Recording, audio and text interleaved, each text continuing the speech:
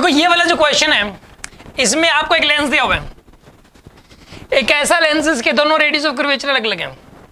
ये वाला radius of curvature 30 centimetre, ठीक है ना, और इसका जो आर है वो है 60 सेंटीमीटर। अगर इन दोनों के आर अलग अलग ना दे रखे तो मतलब में सेम ही होते हैं मतलब अक्सर, ठीक है ना, वैसे तो सेम ही होते हैं, बट ये वाला जो क्वेश्चन है इसमें आर अलग अलग है। इधर n इक्वल टू 1 है, इधर n इक्वल टू 2 है, इधर n इक्वल टू 3 है। बाय द वे वैसे क्या होता है रियलिटी में, तो इधर और इधर n सेम ही होता है, इधर और इधर n सेम होता है। जैसे कि आप अपनी आंखों में जो चश्मा लगाते हैं इसमें इधर जो होगा एयर, तो उधर भी तो एयर ही है ना इसमें, ऐसा कैसे हो सकता है, ठीक है। जो लेंस है ये जहाँ पर भी जिस मीडियम रखोगे किसी भी मीडियम में, तो इधर और इधर मीडियम सेम ही होता है वैसे अक्सर। पानी में रखोगे तो पानी दोनों तरफ पानी रहेगा, इसमें इधर बट n इक्वल टू 1 इधर n इक्वल टू 2 है, बीच में n इक्वल टू 3 है। ये जो ग्लास ये जो बना हुआ है ये n इक्वल टू 3 का बना हुआ है, ऑब्जेक्ट रखा हुआ है 24 सेंटीमीटर पे और r भी अलग अलग है। हमें इसके अंदर फाइनल v बताना है, एक स्पेशल टाइप का क्वेश्चन है। ये होने के बाद बाकी क्वेश्चन काफी ईजी भी लगेंगे, ठीक है। करते हैं इस क्वेश्चन को सोल्व। इसके अंदर आप क्या करोगे कि 2 बार रिफ्रैक्शन करवाओगे। देखो लाइट रे जो है इसमें से जाएगी ऐसे निकल के, पहले यहां से रिफ्रैक्शन होगा, इस वाली बाउंड्री से रिफ्रैक्शन होगा, पहले इस वाली बाउंड्री से रिफ्रैक्शन होगा, फिर इस वाली बाउंड्री से रिफ्रैक्शन होगा। 2 बार रिफ्रैक्शन होने वाला है यहाँ पे, और 2 बार रिफ्रैक्शन के बाद फाइनल इमेज बनेगी।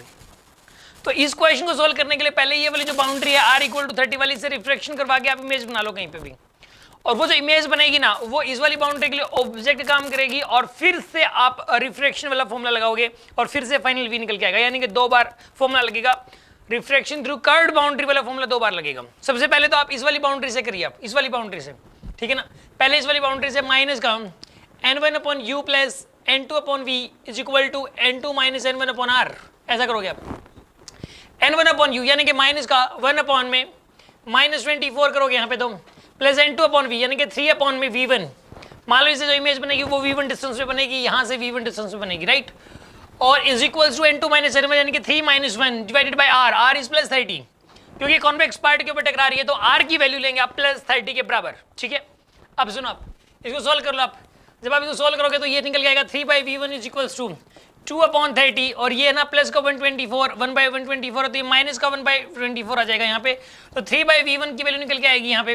अगर आप इसका एलसीएम लोगे, एलसीएम कितना था निकल के इसका 120 आएगा, 120 यहाँ पे आएगा 8 माइनस यहाँ पे कितना आएगा ये 5, 3 में 120, तो v1 की वैल्यू कितनी निकल के आएगी बताइए आप 120 सेंटीमीटर, 120 सेंटीमीटर। और बाय द वे पॉजिटिव आ रही है, पॉजिटिव आ रहा है।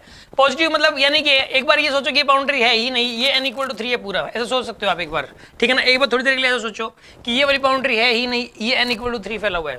अगर ऐसा होता तो क्या होता बताइए, फाइनल इमेज यहाँ से कितने डिस्टेंस पे बनती, 120 पे बनती। तो बना दो 120 पे, तो बना दिया करो आप। यहाँ पे लाइट निकली ऐसे और प्लस का आ रहा है, यानी कि real zone for the image ये वाला है, ये वाला जो पोर्शन है इक्वल टू 3 वाला पूरा, तो यहाँ पे इमेज ऐसे बननी चाहिए।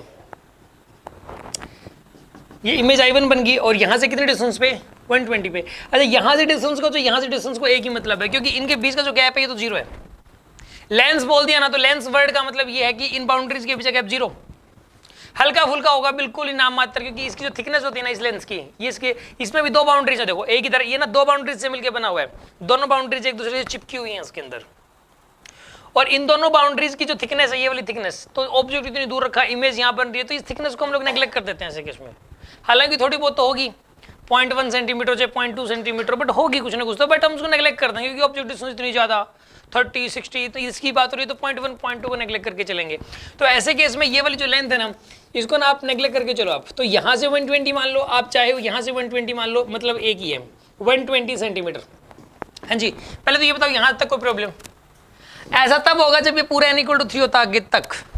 अब क्या होगा बताइए, बीच में ही रिफ्रैक्शन हो गया, यहाँ पे बीच में ही रिफ्रैक्शन हो गया, बीच में रिफ्रैक्शन हो गया तो वर्चुअल ऑब्जेक्ट की फॉर्मेशन होगी। अगर कहीं पे ऐसे लाइट रे कन्वर्जिंग नेचर की आ रही थी, एक लाइट रे तो सीधी ऐसे जाएगी, यहाँ से ऐसे जाएगी, प्रिंसिपल एक्सिस के अलोंग जो लाइट रे ऐसे जाती है, इसके अंदर कोई डेविएशन नहीं आएगा ऐसे, क्योंकि नॉर्मली पड़ रही है, ये बाउंड्री के ऊपर नॉर्मली पड़ रही है, इसका कोई रिफ्रैक्शन और ऐसे लाइट रे जा रही है। तो यहाँ पे जैसे लाइट रे और यहाँ पे लाइट रे आ रही है, यहाँ पे इन दोनों का मीटिंग पॉइंट है, तो ये कन्वर्जिंग लाइट रे थी एक प्रकार से। और मैंने आपको बताया था कि अगर लाइट रे कन्वर्जिंग हो और कन्वर्ज होने से पहले ही, बीच में मिलने से पहले ही बीच में रिफ्रैक्शन हो जाए, लाइट रे अगर कन्वर्जिंग है, और क्या हुआ कन्वर्जिंग लाइट रे है, और मैंने बताया कि अगर कन्वर्ज होने से, उनके मिलने से पहले ही बीच में रिफ्रैक्शन या रिफ्लेक्शन हो जाए, तो ऐसे केस में वर्चुअल ऑब्जेक्ट की फॉर्मेशन होती है। तो यहाँ पे वर्चुअल ऑब्जेक्ट की फॉर्मेशन होगी।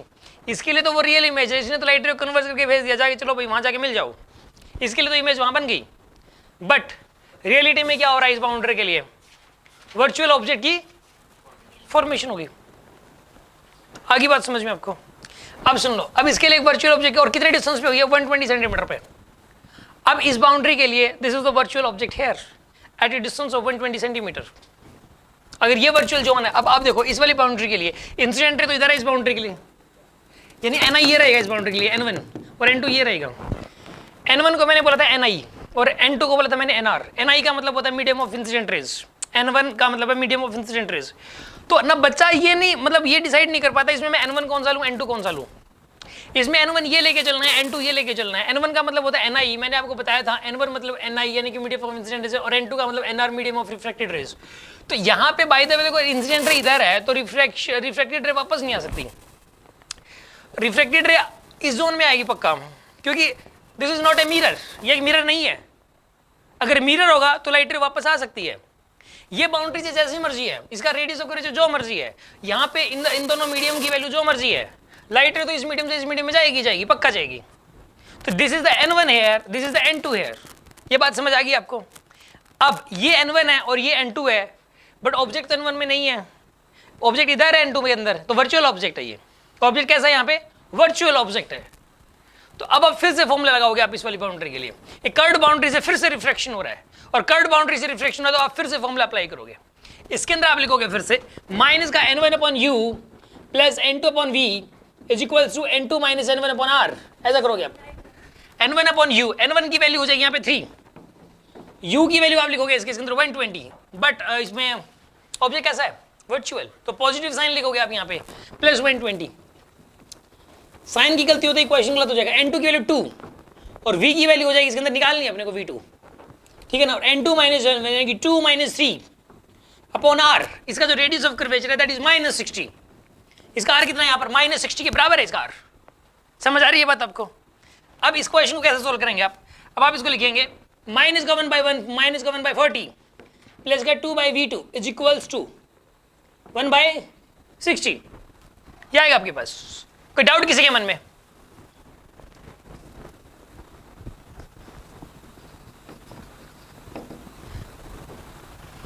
वन बाय 60 प्लस 1/40 ये आएगा आपके पास। सोल्व कर लीजिए आप। 2/v2 की वैल्यू कितनी आएगी यहाँ पे? एलसीएम इज 120 हेयर, 2 प्लस 3 यहाँ पे निकल के आएगा आपके पास 5/120, 5/120। अब सुनो आप इसको सोल्व कर लो आप, कितना आएगा बताइए? 1/24। v2 की वैल्यू कितनी निकल के आएगी? 48 centimetre. This is the value v2 here. ये v2 की वैल्यू आएगी 48 सेंटीमीटर, यानी फाइनल इमेज कहां पर बनेगी बताइए? 48 पे। आगे बात समझ में आपको? 48 सेंटीमीटर पे।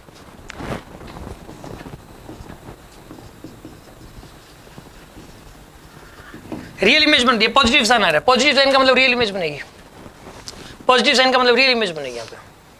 तो फाइनल इमेज 48 पे बनती है। लेंस के केस में 2 बार रिफ्रैक्शन होता है, 2 बार।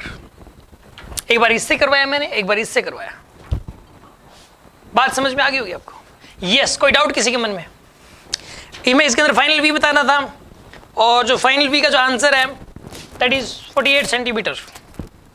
यस, कोई डाउट किसी के मन में? कुछ पूछना हो?